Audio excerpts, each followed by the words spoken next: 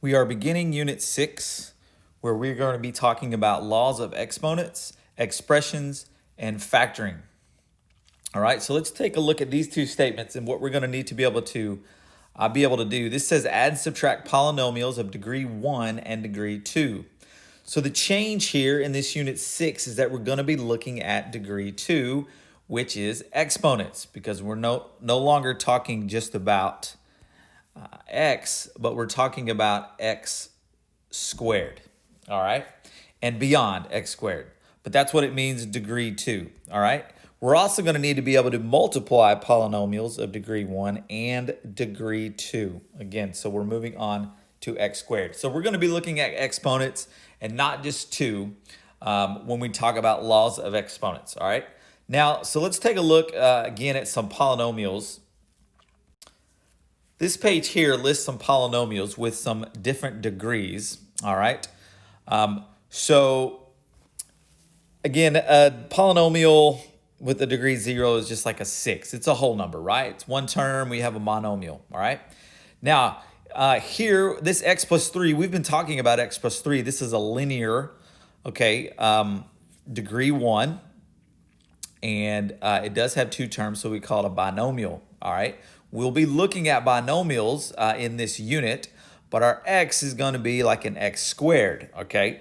Now, when we do start talking about x squared, we're looking at quadratic. So you're going to be hearing this term a lot, quadratic.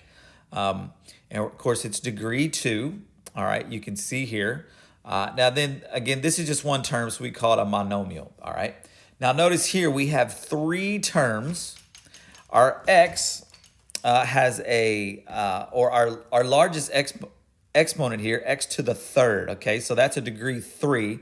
That makes that a cubic degree, all right? And then, of course, 3 terms is a trinomial. And then just to look at some more, this is a binomial, but it's a degree 4. It's called quartic, and you can see here, you have 4 terms, so it's just a polynomial of 4 terms. Of course, it has an exponent with a 5 here, all right? But we're going to be looking at primarily quadratic. Now, I want to remind you about like terms, okay? We've seen like terms before, but we're introducing the exponent, okay?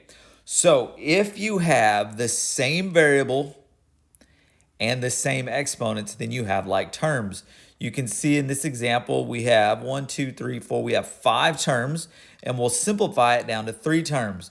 That's because this 4x squared and this 1x squared, they're the same variable x carried to the same power 2, so we can put them together. That's a 5x squared. And then your 3xy and your 7xy. This x is to the exponent of 1 or power of 1, and y to the power of 1, same here. The 1's not written, but it's understood to be there. So that's just 7 plus 3 is 10xy. And then you have a minus 14x, okay? So just a reminder of some like terms, and also let you know about when you have an exponent, as long as it's the same variable to the same exponent, you can combine them. All right, so let's take a look then here at this this example. It says to perform the operation, x squared minus 8x minus 6 is one term. It's a trinomial, okay? It's one polynomial, minus this binomial, okay? Now, what we have here are just some terms that we need to combine, okay?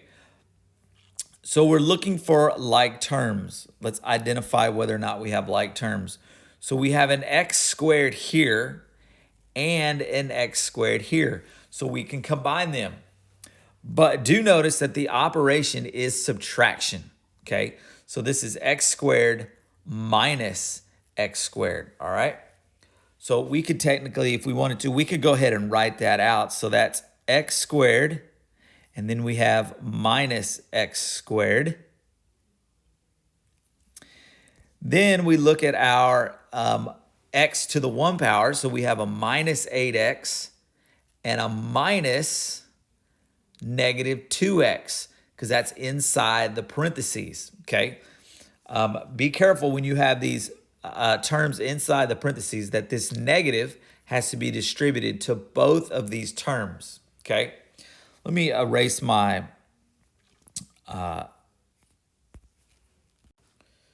Just wanted to clear that up a little bit so that you could see these parentheses. So again, we have a minus 8x minus a negative 2x.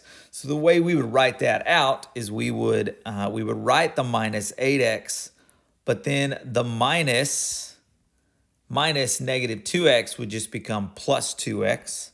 So we could write plus 2x.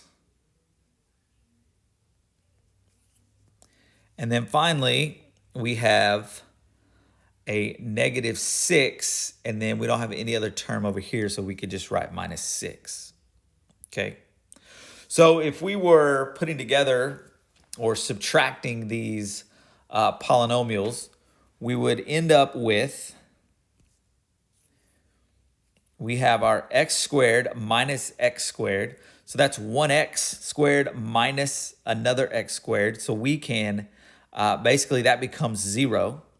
And then we have minus 8x plus 2x, and a negative 8 plus 2 is a negative 6x.